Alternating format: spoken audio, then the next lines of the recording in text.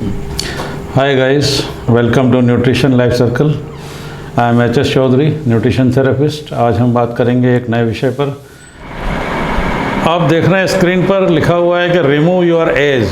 तो यहाँ पर एज का मतलब उम्र नहीं है। यहाँ मैं एक ऐसे प्रोडक्ट के बारे में आपको बताने जा रहा हूँ जिसके बारे में कोई आपको नहीं बताएगा और ना आपको कभी आपने सुना होगा इसके बारे में।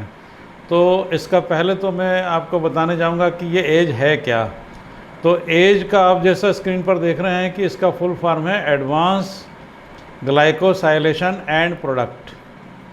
और ये क्या होता है? ये एक प्रकार का बॉडी में वेस्ट प्रोडक्ट प्रोड्यूस हो जाता है और इससे जो सबसे ज़्यादा प्रभावित होता है वो हमारी धमनियाँ जो है, जिसको हम आर्टरीज़ कहते हैं, उसके अंदर में, उसके सबसे आंतरिक हिस्से में जिस परत को हम एंडोथेलियम लेयर कहते हैं, उसमें वहाँ पर ये राख टाइप का वेस्ट प्रोडक्ट जम जाता है। इसलिए इसको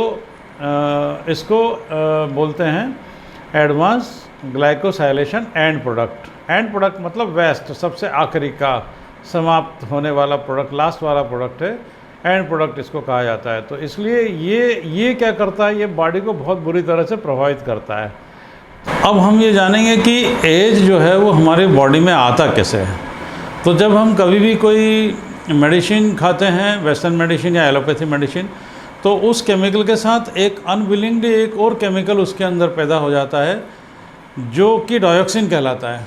डायोक्सिन या डायोक्सिन लाइक सब्सटेंस है, उसका जो केमिकल कॉम्बिनेशन है वो हाइड्रोजन, कार्बन और ऑक्सीजन से मिलकर के बना होता है।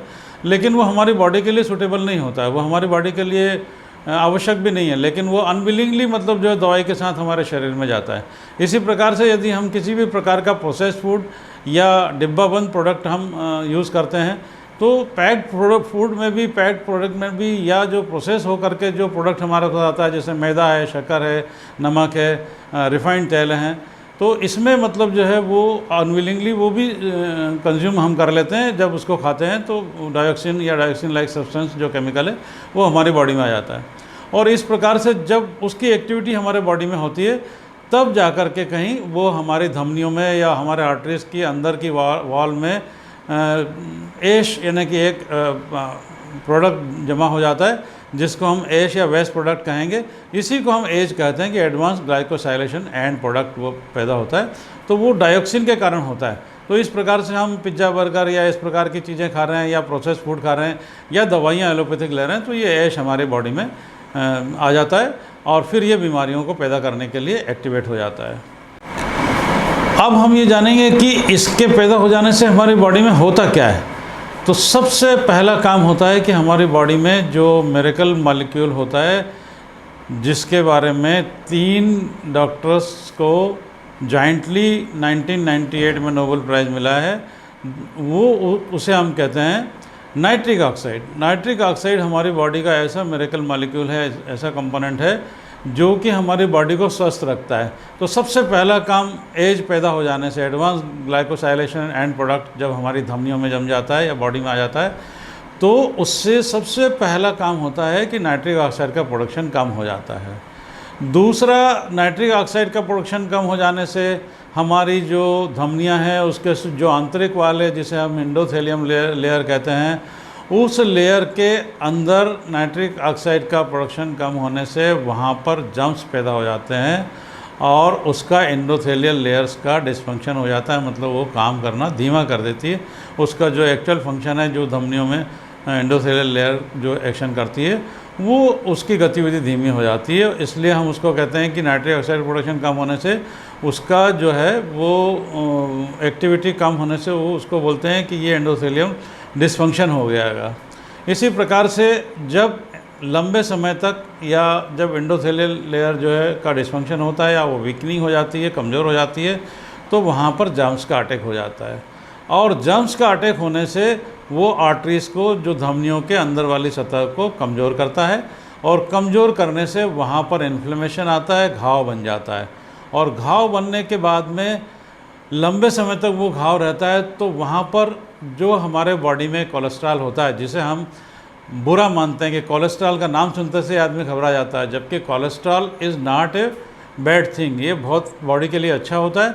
वो रिपेयरिंग एजेंट के रूप में काम करता है। तो जैसे ही ये नाइट्रिक ऑक्साइड की कमी होने से या आर्टरीज में जम्स आकर के घाव हो जाने से कोलेस्ट्रॉल वहाँ पर पहुँचता है और वो उसको रिपेयर करने का काम शुरू कर देता है। लेकिन होता क्या है कि हमारा जो खान पीन है इस प्रकार का है कि लगातार हमारा जो नाइट्रिक ऑक्साइड का प्रोडक्शन है उसकी मात्रा कम रहती है बॉडी में, तो वहाँ पर कोलेस्ट्रॉल लगातार उसको घाव को भरने के लिए पहुँचेगा, तो वो वहाँ पर इकट्ठा हो जाएगा और इस प्रकार से वहाँ पर क्या हो जाएगा, घाव बन जाएगा और वहाँ पर ब्लॉकेज आ जाएगा उस घाव के जगह पर कोलेस्ट्रॉल इकट्ठा हो जाने से। और इस प्रकार से हम ये देखते हैं कि हम फिर क्या हो जाते हैं, हमारी बॉडी में कार्डियोवास्कुलर डिसीजेज मतलब हृदय रोग पैदा होने लगते हैं ब्लॉकेज आ जाने से। इसी प्रकार से कम प्रोडक्शन होता है नाइट्रिक ऑक्साइड का एडवांस ग्लाइकोसाइलेशन एंड प्रोडक्ट की वजह से, तो हमारे बॉडी का सिग्नलिंग सिस्टम भी प्रभावित होता है।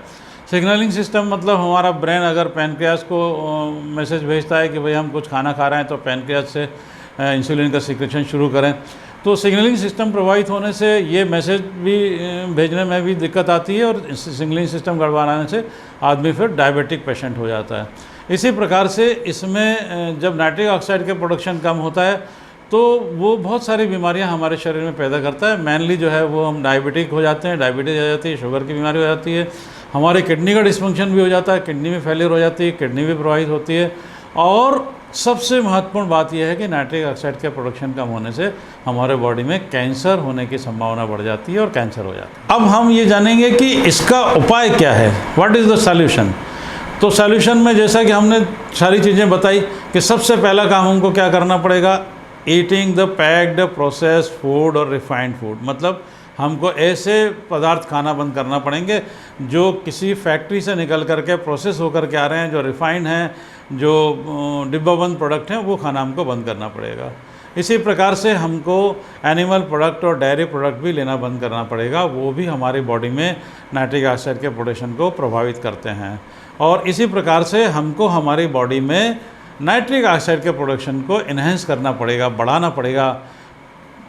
तो अब इसको हम कैसे बढ़ाएं, नाइट्रिक ऑक्साइड के प्रोडक्शन को हम कैसे बढ़ाएं, तो यहाँ पर आप देख रहे हैं स्क्रीन पर हमने बहुत सारे उपाय बताए हैं और बहुत ही आसान हैं जिसको करना।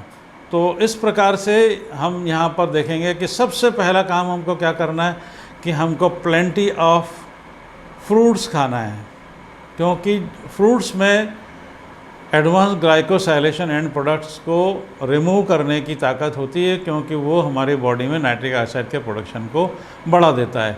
इसी प्रकार से हमको वेजिटेबल्स जो रॉ फॉर्म में कच्चे रूप में हमको ऐसी हरे सब्जियां या भाजियां या वेजिटेबल्स खाना है जिसको हम कच्चे रूप से खा सकते हैं। रॉ वेजिटेबल हम खाते हैं और स्पेशली ग्रीन लीफी वेजिटेबल्स जब हम रॉ फॉर्म में खाएंगे तो इम्पुल ऑफ नाइट्रिक ऑक्साइड अधिक मात्रा में हमारी बॉडी में पैदा होगा और वो तत्काल बॉडी में जो हमारा एडवांस ग्लाइकोसाइलेशन प्रोडक्ट है उसको भी रिमूव करेगा, साथ साथ हमारे बॉडी में यदि ब्लॉकेज आ गया है तो उसको भी रिमूव करेगा। इसी प्रकार से हम अपनी डाइट में एक प्रकार का ग्रीन और बीट रूट का जूस हमको ज़रूर शामिल करना चाहिए, जो कि बहुत ही अच्छा होता है और शरीर में नाइट्रिक ऑक्साइड प्रोडक्शन को पर्याप्त मात्रा में पैदा करता है। इसी प्रकार से हमको कम से कम 30 से 40 ग्राम सीड्स एंड नट्स ज़रूर खाना चाहिए, क्योंकि उससे हमको omega 3 fatty acid, omega 6 fatty acid मिलता है और उससे हमको नाइट्रिक ऑक्साइड की मात्रा बढ़ाने में मदद मिलती है। इसी प्रकार से नाइट्रिक ऑक्साइड के प्रोडक्शन के लिए हमको क्या करना चाहिए कि पर डे प्रतिदिन हमको 30 मिनट, कम से कम 30 मिनट एक्सरसाइज ज़रूर करनी चाहिए। किसी भी प्रकार की एक्सरसाइज हो, शरीर में, बॉडी में ब्लड फ्लो को मेंटेन करने के लिए, ब्लड फ्लो यदि मेंटेन रहेगा तो बॉडी में नाइट्रिक ऑक्साइड प्रोडक्शन की मात्रा पर्याप्त रहेगी और फिर हमको कोई परेशानी नहीं आएगी। और इसके लिए हम एक बहुत ही जाने माने डॉक्टर हैं, डॉक्टर जायल फुरमैन, उन्होंने एक बहुत ही यूनिवर्सल फार्मूला हेल्थ पर दिया हुआ है, उसका हम उपयोग कर सकते हैं। उन्होंने लिखा है अपने बुक में जिसका नाम है ईट टू लिव। उसमें स्पष्ट बताया गया है कि यदि आपको अपना हेल्थ मेंटेन करके रखना है तो आपको क्या करना है कि जो इक्वेशन उन्होंने दिया यूनिवर्सल इक्वेशन है, health is equal to nutrient upon calorie. मतलब हमको इस बात पर ध्यान देना है कि हम जो खाना खा रहे हैं उसका न्यूट्रिएंट पर कैलोरी, उसको बोलते हैं न्यूट्रिएंट डेंसिटी, मतलब पर कैलोरी हम कितना ज़्यादा न्यूट्रिएंट इंटेक कर सकें। और उसके लिए ज़रूरी है कि न्यूट्रिएंट मतलब कच्चा, मतलब फ्रूट्स और कच्चा रॉ वेजिटेबल, सलाद वगैरह, और कैलोरी मतलब कुक्ड फूड। तो इस प्रकार से जॉयल फॉरमैन के फार्मूले के हिसाब से यदि हमको हमारी बॉडी में को हेल्दी रखना है, हेल्थ को प्रॉपर रखना है, तो हमको क्या करना पड़ेगा कि फ्रूट्स एंड रॉ वेजिटेबल्स के कंज्यूमशन मात्रा बढ़ानी पड़ेगी और कुक्ड फूड कम रखना पड़ेगा। फाइनली हमको क्या करना है? फाइनली दो चीज़ें हैं कि क्या हमको नहीं खाना है और हमको क्या खाना है। तो सीधी बात है कि हमको क्या स्टॉप करना है। तो हमको ऐसी चीज़ों का कंज्यूमशन कम करना है जो कि हमारी बॉडी में डायोक्सिन लाते हैं। जैसा मैंने पहले बताया आपको कि processed food material, pizza, burger, fast food, ये हमको कम करना है, डिब्बा बंद प्रोडक्ट कम लेना है और एनिमल प्रोडक्ट का कंजम्पशन नहीं करना है। और क्या करना है? स्पष्ट है कि फ्रूट्स और वेजिटेबल की मात्रा हमारे खाने में अधिक होनी चाहिए कुक्ड फूड की तुलना में, तो जिससे कि हम जॉयल फॉरमैन के जो हेल्थ के फार्मूले हैं उसको फुलफ़िल कर सकें कि जितना ज़्यादा न्यूट्रिएंट्स हम खाएंगे, न्यूट्रिएंट्स मतलब फ्रूट्स एंड वेजिटेबल की मात्रा जितनी ज़्यादा खाएंगे, और वेजिटेबल स्पेशली रॉ फॉर्म में, कच्चे फॉर्म में, जो हम सलाद के रूप में खा सकते हैं। तो इस प्रकार से हम ये डाइट अगर लेंगे तो हम हमारे बॉडी में डायोक्सिन पैदा करने की स्थिति में नहीं आ पाएंगे, और जब डायोक्सिन पैदा नहीं होगा तो नाइट्रिक ऑक्साइड के प्रोडक्शन का इम्बैलेंस नहीं होगा, नाइट्रिक ऑक्साइड प्रॉपर रहेगा, तो बॉडी के अंदर एंडोथेलियम लेयर में या बॉडी में हमारे जो एज है एडवांस ग्लाइकोसाइलेशन प्रोडक्ट नहीं बन पाएगा। तो साथियों, अब इतना ही इसमें, और इसको ज़रूर आप मतलब जो है अपने साथियों को भी बताइए जो लोग जानते नहीं हैं, जिनके बारे में कोई डॉक्टर आपको कभी भी नहीं बताएगा। वो जानकारी मैंने आपको यहाँ पर दी है, इसको खुद भी इस्तेमाल करिए और ज़्यादा से ज़्यादा लोगों को बताइए ताकि वो भी स्वस्थ रह सकें। Thank you very much.